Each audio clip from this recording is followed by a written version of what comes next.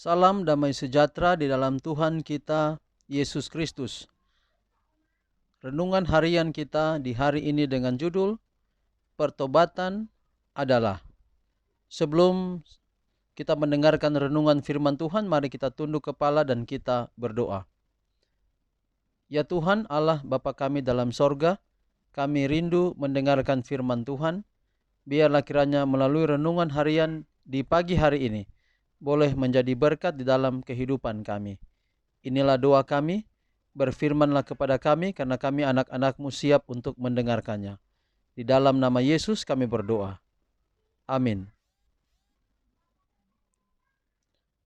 Sekali lagi renungan kita hari ini dengan judul Pertobatan adalah.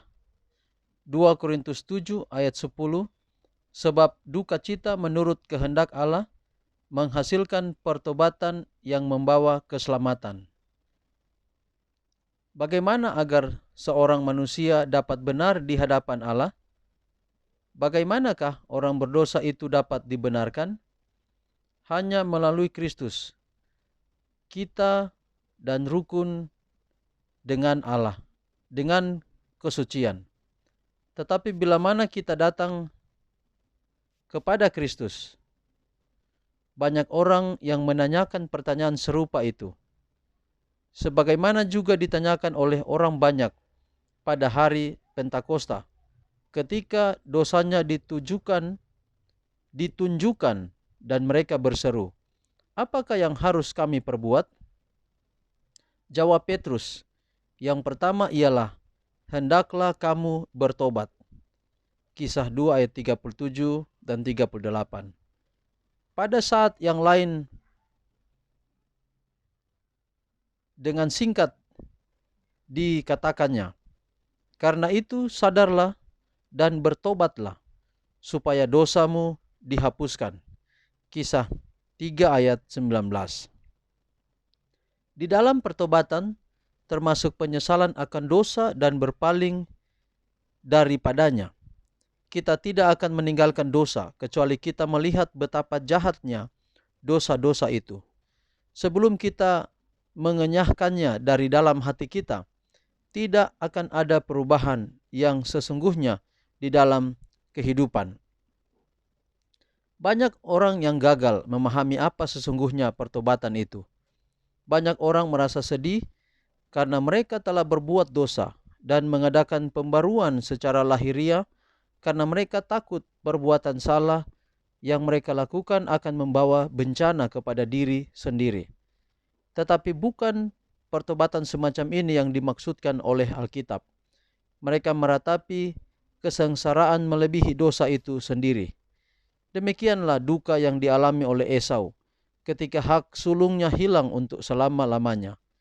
Bileam karena takut malaikat yang berdiri di tengah jalan dengan pedang terhunus mengaku kesalahannya supaya nyawanya jangan binasa. Tetapi bukan itulah pertobatan sejati.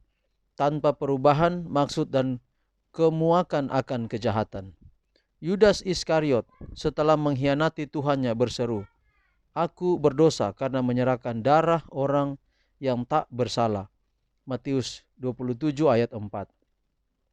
Pengakuan terdorong oleh rasa bersalah dengan kekhawatiran akan hukuman yang dahsyat dan pandangan yang menakutkan atas penghukumannya. Akibat-akibat yang dihadapinya memenuhi dirinya dengan perasaan yang dahsyat, namun tidak berakar dalam, dengan hati yang hancur karena telah mengkhianati anak Allah yang tak bersalah sama sekali, serta menyangkal yang maha suci. Firaun yang mengakui salahnya demi menghindari hukuman berikutnya, bahkan kembali melawan Allah begitu kutuk itu dihentikan. Semua ratapan semacam ini hanyalah akibat-akibat dari dosa itu, tetapi bukan karena berduka cita atas dosa itu sendiri. Kebahagiaan sejati halaman 200, halaman 25 dan halaman 26. Dengan demikian jauh renungan kita hari ini bahwa penting pertobatan itu di dalam kehidupan kita. Bukan ketika kita tidak menderita kita melupakan, harusnya kita datang sungguh-sungguh kepada Tuhan. Tapi mari setiap hari Kita menyesali akan setiap dosa pelanggaran kita, agar kita diampuni oleh Tuhan. Mari kita akhiri renungan ini dengan kita berdoa.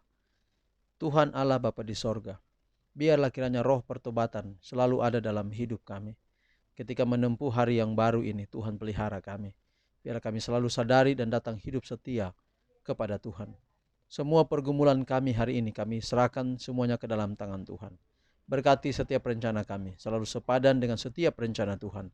Apabila ada problema hidup kami, hadapi Allah beserta dengan kami. Inilah doa kami Tuhan, terpujilah nama-Mu.